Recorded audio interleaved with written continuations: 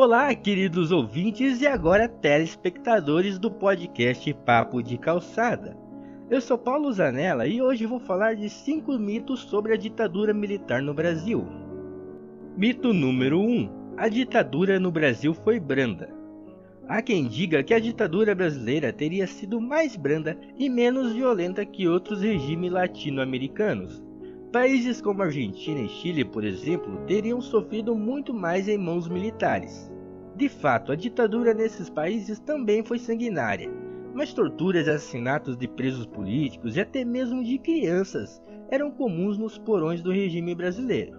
Esses crimes contra a humanidade hoje já são admitidos até mesmo pelos militares.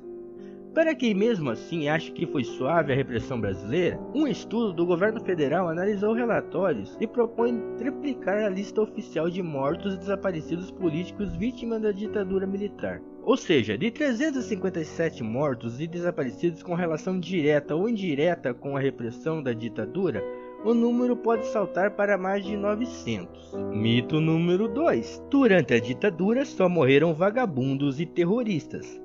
Esse é um argumento bem fácil de encontrar em caixas de comentários da internet. Dizem que quem nunca pegou em armas nunca foi preso, torturado ou morto pelas mãos militares. Provavelmente quem acredita nisso não coloca na conta o genocídio de povos indígenas na Amazônia durante a construção da Transamazônica. Segundo estimativas apresentadas na Comissão da Verdade, 8.000 índios morreram entre 1971 e 1985. Isso sem contar outras vítimas da ditadura, que não faziam parte de guerrilhas. É o caso de Rubens Paiva, o ex-deputado cassado depois do golpe. Em 1964 foi torturado porque os militares suspeitavam que através dele conseguiriam chegar a Carlos Lamarca, um dos líderes da oposição armada. Não deu certo, Rubens Paiva morreu durante a tortura. A verdade sobre a morte do político só veio à tona em 2014. Antes disso, uma outra versão bem mal contada dizia que ele tinha desaparecido. Para entrar na mira dos militares durante a ditadura, lutar pela democracia mesmo sem armas já era motivo suficiente. Mito número 3. Todos os militares apoiaram o regime. Ser militar na época não era sinônimo de golpista. Havia uma corrente de militares que apoiava Goulart e via nas reformas de base um importante caminho para o Brasil.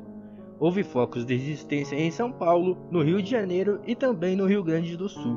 Apesar do contragolpe nunca ter acontecido, durante o regime muitos militares sofreram e estima-se que cerca de 7.500 membros das Forças Armadas e bombeiros foram perseguidos, presos, torturados e expulsos das corporações por se oporem à ditadura. No auge do endurecimento do regime, os serviços secretos buscavam informações sobre focos e resistência militar, assim como a influência do comunismo nos sindicatos, no exército, na força pública e na guarda civil. Mito número 4. As igrejas apoiaram. Sim, as igrejas tiveram um papel destacado no apoio do golpe.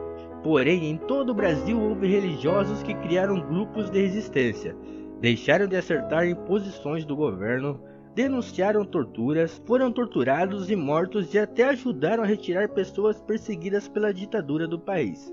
Inclusive, ainda durante o regime militar, uma das maiores ações de defesa dos direitos humanos, o relatório Brasil Nunca Mais, originou-se de uma ação ecumênica desenvolvida por Dom Paulo Evaristo Arnes, pelo rabino Harry Sobel e pelo pastor presbiteriano Jaime Wintz, realizado clandestinamente entre 1979 e 1985. Gerou uma importante documentação sobre nossa história, revelando a extensão da repressão política no Brasil. Mito número 5. O Brasil cresceu economicamente. Um grande legado econômico do regime militar é indiscutível.